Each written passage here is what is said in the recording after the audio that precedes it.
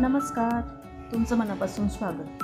आज मी तुमच्यासोबत एक छोट्याशा गुलाबाच्या रोपाचा सुंदर प्रवास शेअर करणार आहे. काही दिवसापूर्वी मी नर्सरीला गेले होते. तिथे अनेक प्रकारची फुलझाडं होती, पण या छोट्याशा गुलाबाच्या रोपाकडे माझी नजर थांबली.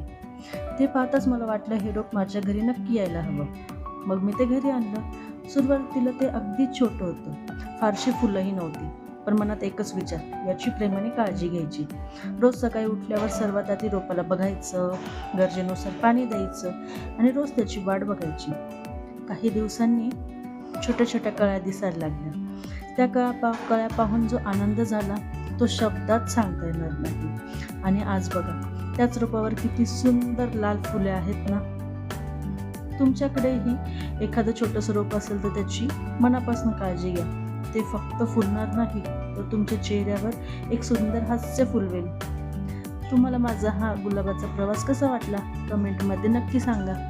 आणि व्हिडिओ आवडला असेल तर चॅनलला सबस्क्राईब करा.